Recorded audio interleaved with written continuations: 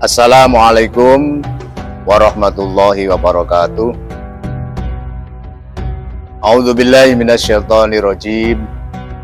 Bismillahirrahmanirrahim.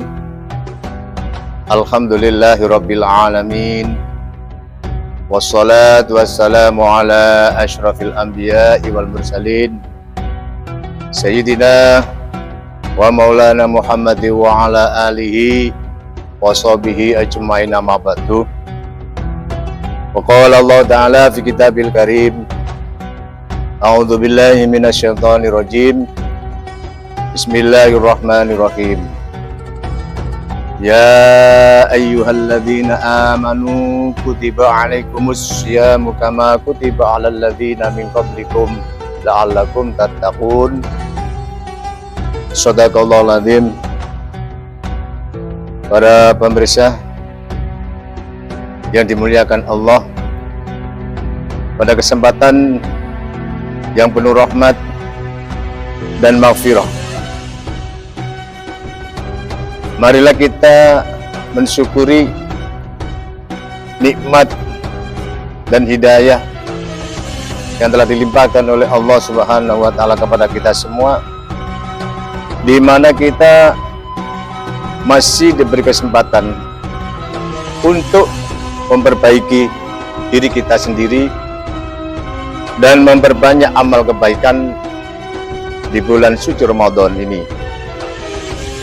Bulan yang penuh rahmat bagi siapa saja yang mau memperbanyak amal kebaikan. Bulan Ramadan, bulan yang penuh maghfirah bagi siapapun yang ingin membersihkan dirinya sendiri dari noda-noda dosa. Untuk itu kesempatan yang agung ini sudah seharusnya kita gunakan sebaik-baiknya untuk meningkatkan iman dan takwa kita kepada Allah Subhanahu wa Ta'ala. Karena tidak ada jaminan tahun depan kita bisa bertemu lagi dengan bulan Ramadan. Para pemirsa yang dimuliakan Allah, sungguh tidak ada ibadah yang diperintahkan atau dianjurkan oleh Allah kecuali ia menyimpan kebaikan-kebaikan dan kemaslahatan-kemaslahatan. Ini pasti baik kemaslahatan tersebut bersifat murni maupun bersifat dominan. Hal ini dapat kita ketahui karena ulama kita, ulama tidak hanya sekali atau dua kali menjelaskannya baik secara global ataupun detail. Ditambah daya pikir dan nalar yang merupakan kemampuan kita sebagai manusia. Kalaupun misalnya yang merupakan, walaupun misalnya ulama tidak menjelaskan, sementara daya pikir kita dan nalar kita juga tidak mampu menangkap adanya kemaslahatan dalam ibadah. Bukan berarti tidak ada kemaslahatan. Ia tetap mengandung kemaslahatan, dapat hanya saja daya pikir dan nalar kita terbatas untuk dapat menangkapnya, karena dasar kita sebagai manusia memang penuh dengan keterbatasan. Jamaah rahimakumullah, salah satu ibadah yang syarat dengan kebaikan dan kemaslahatan adalah saum atau puasa. Kemaslahatan puasa ini tidak terbatas pada tempat dan waktu. Syariat tersebut berlaku sepanjang masa. Karena apa? Karena Allah memerintahkan puasa kepada semua umat. Umat ini dan umat-umat sebelumnya. Allah berfirman dalam Al-Quran surat Al-Baqarah ayat 183 yang berbunyi, A'udzubillahi minasyaitonirrajim. Bismillahirrahmanirrahim. Ya ayyuhalladzina amanu kutiba alaikumus syiyamu kama kutiba alal ladzina min qablikum la'allakum tattaqun.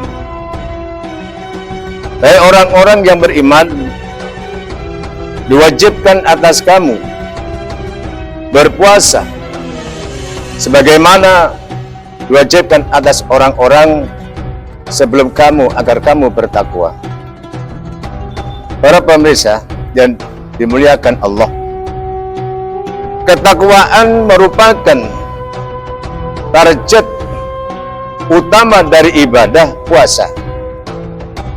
Karena ketakwaan adalah induk dari segala bentuk kebaikan. Pertanyaannya, kebaikan apakah yang mungkin diraih dengan puasa? Ada beberapa kebaikan yang bisa kita raih dan kita dapatkan. Di antaranya adalah pertama, kita adalah membutuhkan untuk menjalankan atau mengisi di bulan suci Ramadan dengan keikhlasan. Puasa mendidik keikhlasan, kebersihan dan ketulusan niat dalam beribadah. Hal itu dapat kita lihat dari pelaksanaannya. Ia termasuk ibadah sirri atau rahasia. Hanya dirinya dan Allah yang tahu ia puasa apa tidak. Ini sangat penting karena ia merupakan salah satu syarat diterimanya ibadah oleh Allah Subhanahu wa taala. Bila dilihat dari arti bahasa, saum itu artinya adalah menahan. Meninggalkan dan tidak melakukan sesuatu, maka salah satu cirinya adalah kerahasiaan. Ibadah rahasia itu lebih dekat kepada keikhlasan.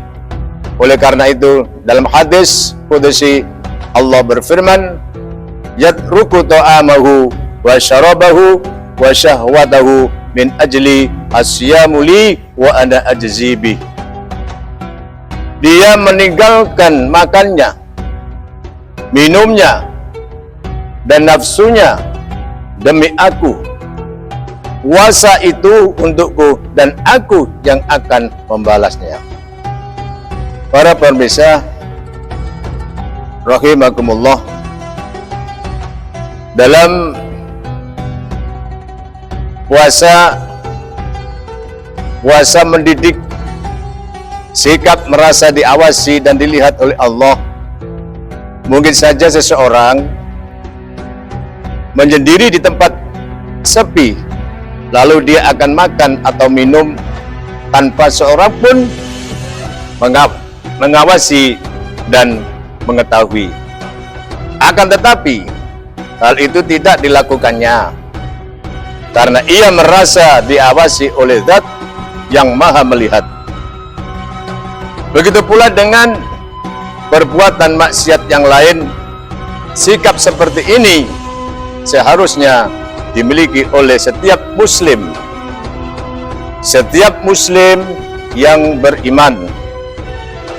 Karena kepatuhan terhadap perintah atau menghindari larangan sebenarnya bukan didasari oleh rasa takut. Akan tetapi karena kesadaran.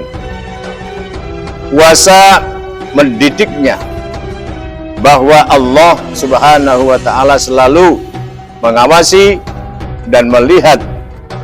Dari sinilah maka satu hadis Nabi bersabda, as-saumu junnatun, puasa itu adalah perisai. Jamaah rahimakumullah, ketika Nabi Muhammad sallallahu alaihi wasallam menjawab pertanyaan Jibril, anta budallaha ka'annaka tarahu fa illam takun tazahu fa innahu yaraka. Kamu beribadah kepada Allah seolah-olah kamu melihatnya. Kalaupun kamu tidak melihatnya, maka sesungguhnya Dia melihatmu. Hadis riwayat Al-Bukhari dan Muslim dari Abu Hurairah. Hadirin rahimakumullah, yang ketiga adalah kesabaran. Puasa mendidik seorang untuk sabar dan menahan diri sejak munculnya fajar hingga terbitnya matahari.